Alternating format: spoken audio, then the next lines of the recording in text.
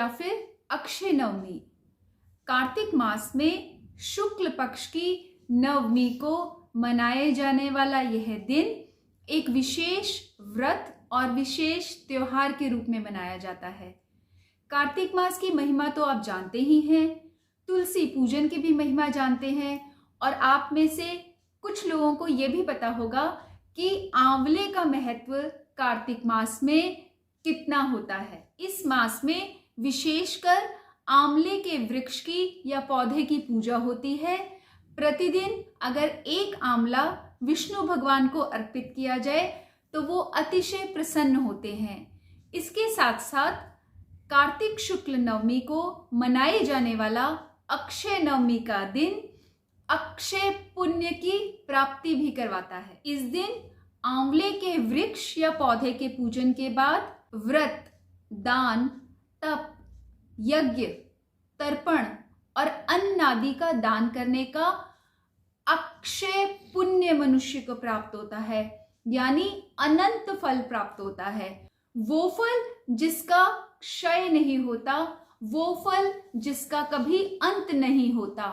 अक्षय फल और अनंत फल की प्राप्ति अक्षय नवमी को आंवले के वृक्ष की पूजा और तप, दान आदि से प्राप्त होती है। शास्त्रों में वर्णित है कि अगर इस दिन गाय, भूमि, पशु या फिर वस्त्र और आभूषणों का दान किया जाए तो अगर भाग्य में हुआ तो इंद्रत्व जैसे स्थान की प्राप्ति होती है और ब्रह्म हत्या जैसे पापों से मुक्ति मिल सकती है। आंवला नवमी को कुष्मांड नवमी या धात्री नवमी के नाम से भी जाना जाता है। इस दिन प्रातःकाल स्नान आदि से निवृत्त होकर आंवले के वृक्ष के नीचे, या अगर आपके घर में आंवले का पौधा है तो उस पौधे की डालियों, टहनियों, पत्तों के नीचे बैठ के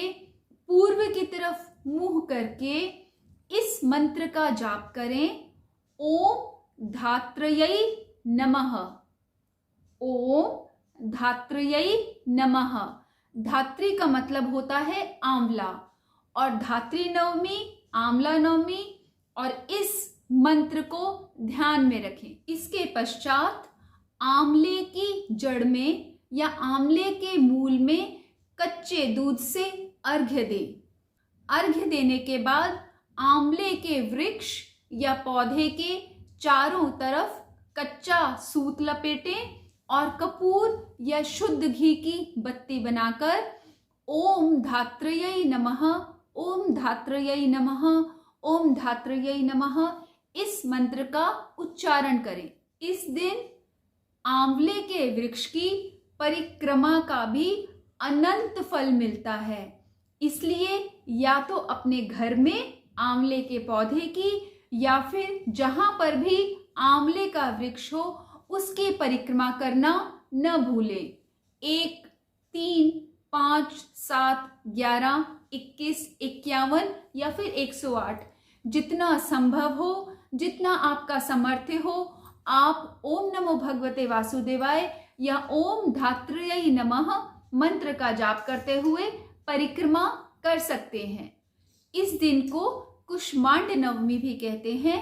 इसलिए इस दिन एक साबुत यानी पूरा कुम्हड़ा या फिर पेठा या फिर कुष्मांड लेकर उसके अंदर या उसके ऊपर यथासंभव दक्षिणा, मुख्य रूप से एक सिक्का रखकर उसे किसी मंदिर में या फिर किसी ब्राह्मण को दान दें। अगर ऐसा आप नहीं कर सकते या नहीं करना चाहते तो उस पेठे की, उस कुष्मांड की पूजा करके आप उसे गौ माता को खिला भी सकते हैं। इससे भी शास्त्र मतानुसार अक्षय पुण्य की प्राप्ति होती है। एक और महत्वपूर्ण बात कि आंवला नवमी यानी अक्षय नवमी को आंवले के वृक्ष के नीचे बैठकर अगर आप भोजन पाते हैं, भोजन खाते हैं तो उसका अतिशय फल होता है। आंवला नवमी के महत्वपूर्ण दिन में आंवला की पूजा, अर्चना, मंत्र जाप के अलावा यह कृत्य अत्यंत महत्वपूर्ण है।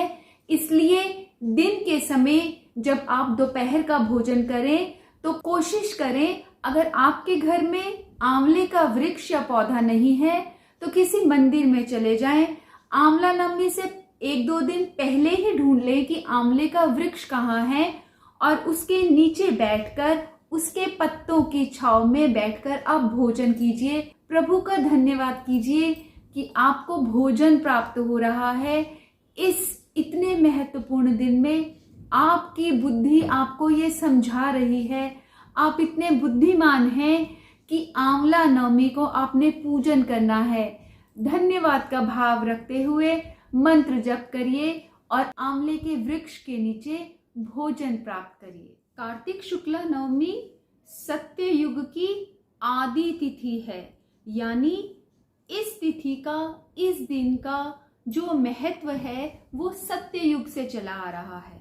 इस दिन का एक विशेष महत्व इस वजह से भी है कि इस दिन जितनी भी प्रदक्षिणा शालिग्राम की, तुलसी माता की, आंवले के वृक्ष की, किसी मंदिर की, किसी देवालय की और किसी तीर्थ की अगर की जाए तो उसका अनंत गुना फल मिलता है। कहा जाता है कि प्रदक्षिणा करते समय जितने भी पग प्रदक्षिणा में उठते हैं उतना ही वास वह मनुष्य वैकुंठ में करता है। किसी भगवान की प्रतिमा, गौ, शालिग्राम, मंदिर, तुलसी माता या आंवला, किसी की भी कम से कम 108 अगर आप परिक्रमा करते हैं तो आपने अक्षय पुण्य की प्राप्ति कर ली, ऐसा समझा जाना चाहिए।